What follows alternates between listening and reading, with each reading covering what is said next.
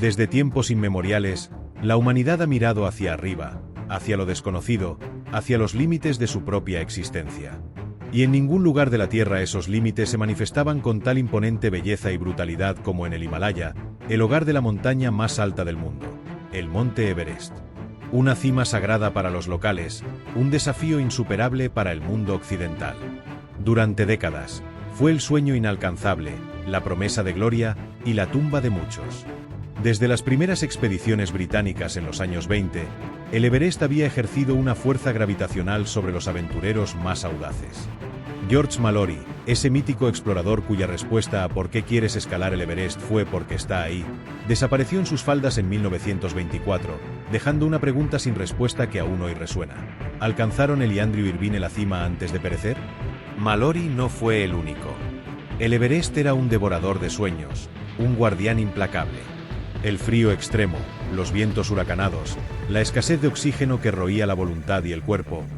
Cada intento era una batalla contra la naturaleza y contra uno mismo. Pero 1953 trajo consigo una nueva expedición británica, liderada por el coronel John Hunt. Un equipo meticulosamente seleccionado, con años de experiencia y una determinación inquebrantable. Y entre ellos, dos hombres que estaban destinados a escribir la historia. Edmund Hillary, un apicultor neozelandés. Alto, robusto, con una sonrisa que desarmaba y una resistencia física legendaria. Había cultivado su amor por las montañas en los Alpes neozelandeses, y el Himalaya era su siguiente desafío natural. Y Tenzing Norgay, un Sherpa nepalí. Un montañista experimentado, que conocía la montaña como la palma de su mano. Había participado en 6 expediciones anteriores al Everest.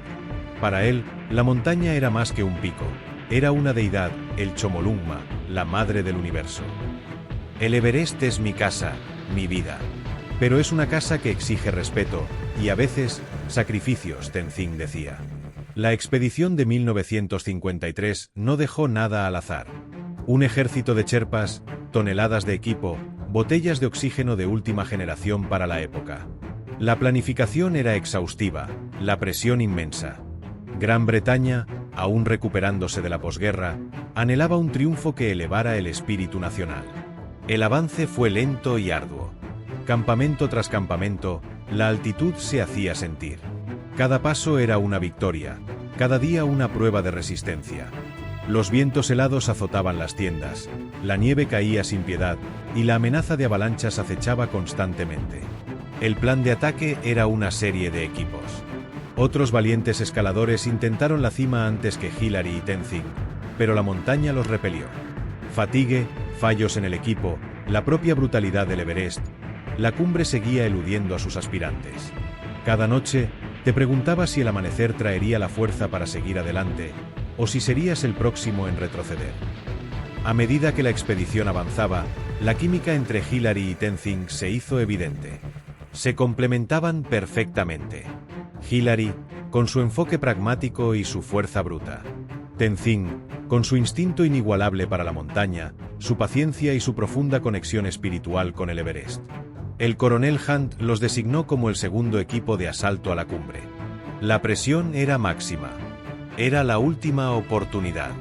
Si ellos fallaban, la expedición, y quizás la esperanza de la cumbre en mucho tiempo, quedaría rota. La noche del 28 de mayo de 1953, pasaron la noche en su campamento de altura, a 8.500 metros. El viento aullaba. El oxígeno era escaso. Cada respiración era un esfuerzo.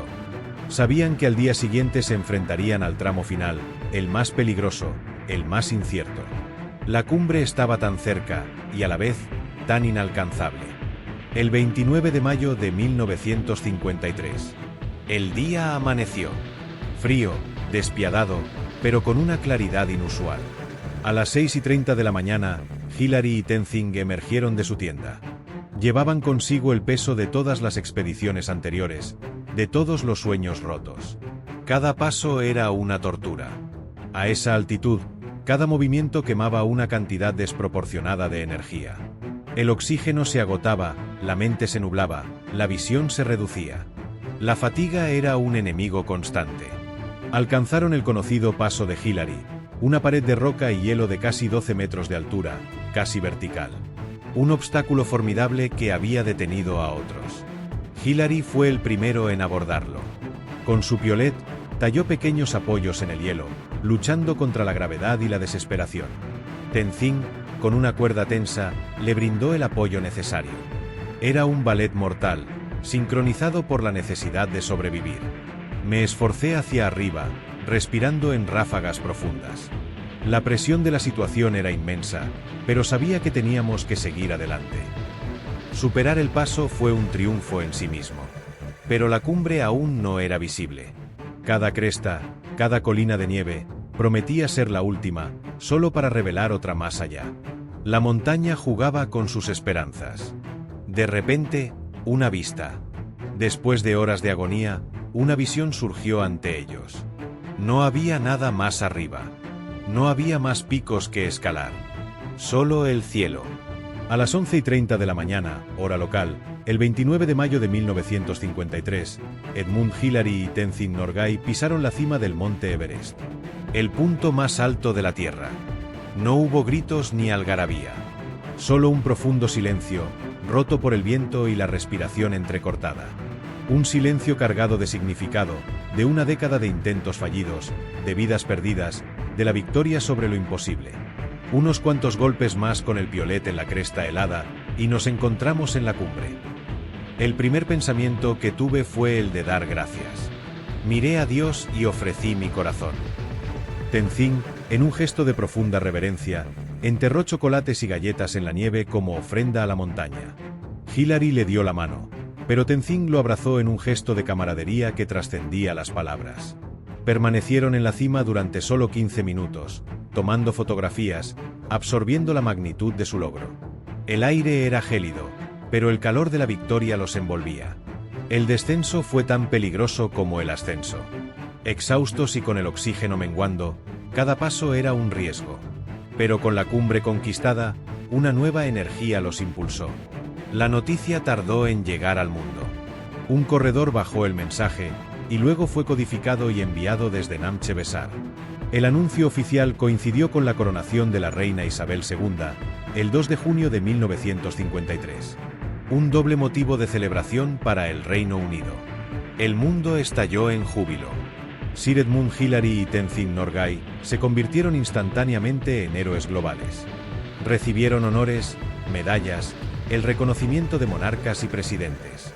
Fueron los hombres correctos, en el momento correcto, con el espíritu correcto. Su logro es un testimonio de la perseverancia humana, dijo el coronel John Hunt, líder de la expedición. La primera cumbre del Everest no fue solo una hazaña deportiva. Cambió la percepción de lo que era posible para el ser humano. Abrió las puertas a una nueva era de alpinismo extremo, inspirando a incontables generaciones de aventureros. Hillary, fiel a su espíritu, dedicó gran parte de su vida a ayudar al pueblo Sherpa, construyendo escuelas y hospitales en Nepal. El Everest le dio la fama, pero él le devolvió el amor a la gente de las montañas. No es la montaña lo que conquistamos, sino a nosotros mismos, reflexionó Hillary. Tenzin, el tigre de las nieves, se convirtió en director de la Escuela de Montañismo del Himalaya en Darjeeling, compartiendo su sabiduría y experiencia con nuevas generaciones de escaladores. La historia de Edmund Hillary y Tenzin Norgay es una oda a la perseverancia, a la amistad y al espíritu indomable del ser humano. En un mundo donde a menudo nos vemos superados por los desafíos, su ascenso al Everest nos recuerda que, con determinación y trabajo en equipo, las cimas más altas pueden ser alcanzadas. Siempre creí que el éxito no es la cima, sino el viaje, la lucha, la experiencia de superar los obstáculos, dijo Hillary. El Everest sigue siendo un desafío, un símbolo de la grandeza de la naturaleza y de la tenacidad humana. Y cada vez que alguien mira hacia su cima, el eco de los pasos de Hillary y Tenzin resuena, recordándonos que no hay montaña demasiado alta, ni sueño demasiado grande, para aquellos que se atreven a intentarlo.